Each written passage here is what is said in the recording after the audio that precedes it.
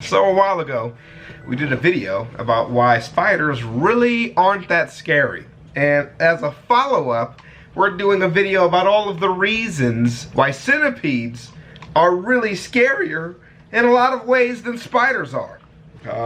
Also a video, hopefully that's out by now, is the video I did with an arachnophobe, the friend of the channel, Anonymous, who is the only arachnophobe that I talk to on a daily basis. Yes, more than my mother. She's an arachnophobe, but I do not talk to her every day. Hopefully you guys know just as much about centipedes as you do about spiders.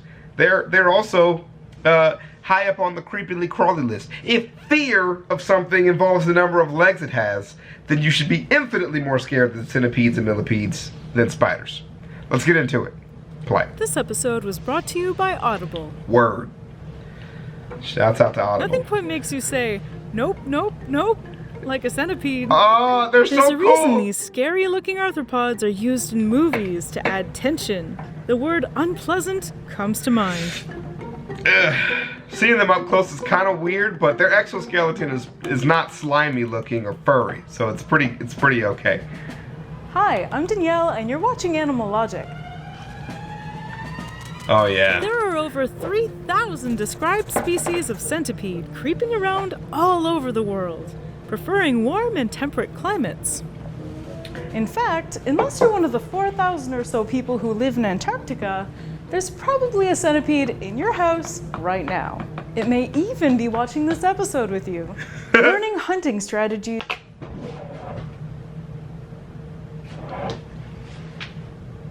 I don't think it's up there, but we got a ton of them in here, so there's probably one in my house. We got a ton of them in Vegas, so there's probably one in my house. From their larger, wilder cousins. While centipedes may cause a guttural, vile reaction in you, the vast majority are harmless.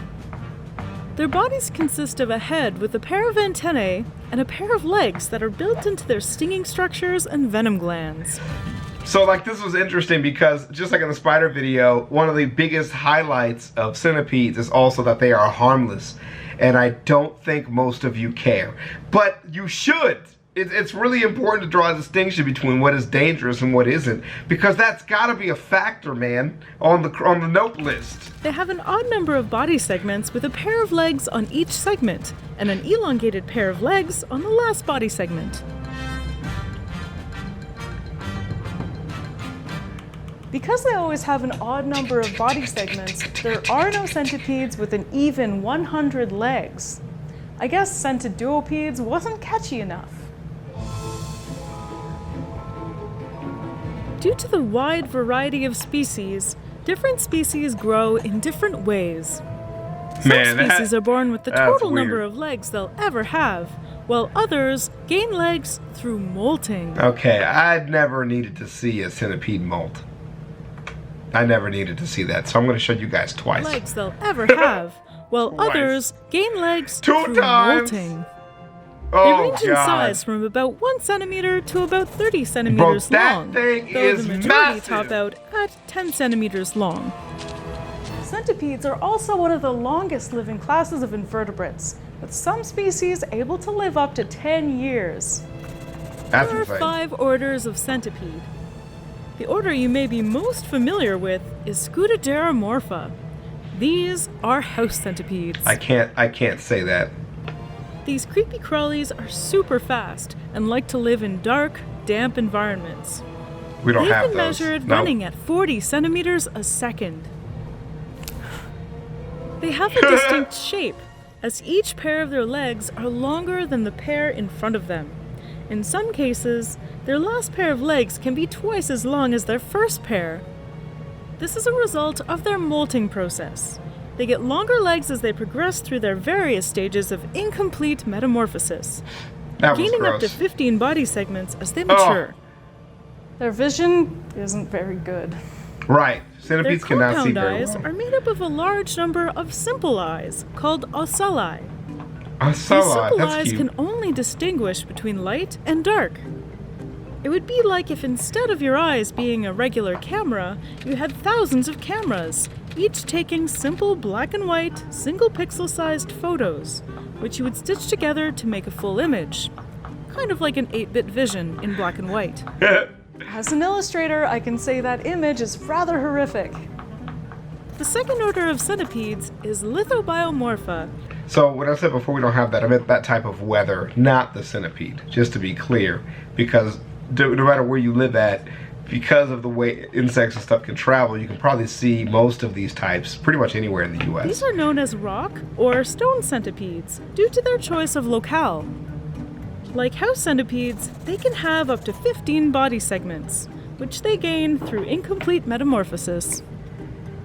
Most rock centipedes don't have eyes, and instead rely on chemoreception to get around.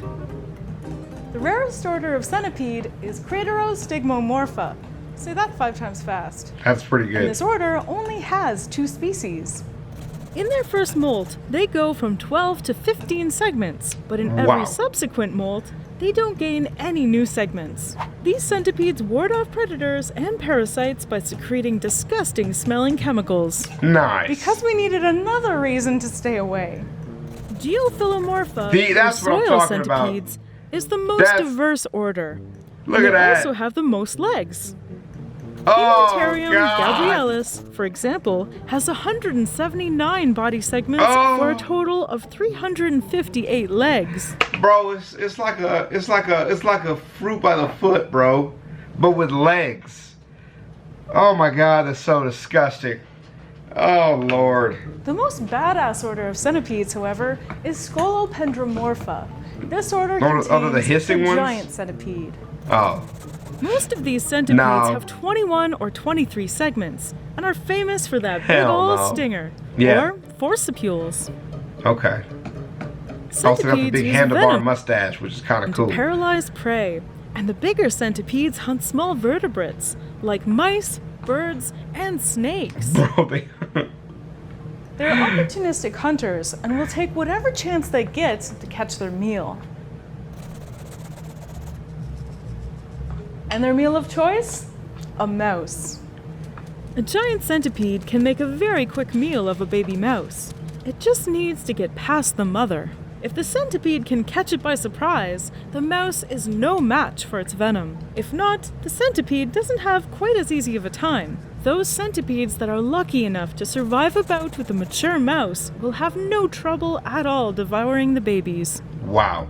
Giant centipede bites are extremely painful. They inject their prey with venom, which contains muscle carrying contractile that. Look at him agents to cause eating paralysis, histamines to cause inflammation, Yo, and cardiodepressants to lower blood pressure. Bro, the way they consume food is terrifying. And cardiodepressants to lower blood pressure. All of this combines to a bite deadly that's good. to prey and painful to humans. Giant centipedes are massive, measuring up to 30 centimeters long. They would take up most of your forearm. Oh! Scolopendra subspinipes, commonly known by many names, including the orange-legged centipede, the red-headed centipede, and friend, can reach over 30 centimeters long, and they too have a very painful bite. There have been reports of people getting skin irritation just by having one of these guys walk on them. Scolopendra heros, or the giant desert centipede, is aposematic, and it backs it up. These multicolored horrors reportedly have one of the most painful bites in the world. Despite all their creepy ferocity, centipedes are actually really good parents. Really? First of all, they don't actually copulate, so their offspring would never risk walking in on them. Males leave a spermatophore for the female to take and impregnate herself with. Huh. How nice. House centipedes and stone centipedes bury their eggs in soil or similar damp spaces to keep them safe from predators. But the massive scolopendromorphs and soil centipedes are very involved parents. The females will stay near the eggs, cleaning them off by licking them to keep them free from fungus. Without parental care, the eggs would die quickly, consumed by fungus. Once they hatch, it can take several years for the centipedes to reach sexual maturity. That is an awful sight. That's awful. I mean, very loving, but the squirmingness of it. That's and just. now, I'm Danielle Dufault, and I'm about to get bit. Someday be possible. Well, you know what? That's okay. That's okay. I don't think we're going to get into cloning centipedes. Danielle, one could be watching with you right now. Nah, I'm not even watching anymore of this. Close this tab. Centipede. Yo, what the fuck? I was watching that. The vast majority are harmless. Immediately starts talking about venom and bites. Bro, come on. Yep, that's a giant centipede fighting a snake.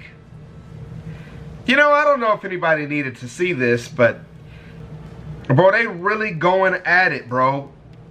That centipede is... I didn't have reference before. I didn't realize that was a leaf right there, son. Yo, he is twisting the heck out of this thing, too. Wow. Yo, I don't know what's up with that cringy ass music, but that was my National Geographic, so we can't watch that one. And then this is the centipede versus the scorpion. We watched this one. We were watching the versus thing, which I didn't really like this one as much, you know, because of the forced violence. It's not like you feeding the centipede or anything like that. So I'm not watching that one. That's kind of freaky. But anyways, those are reasons why centipedes are actually worse than spiders. But both of them are harmless. So don't forget that. Thank you guys for rolling through. I really appreciate this. And I will see you guys in the next one. Peace.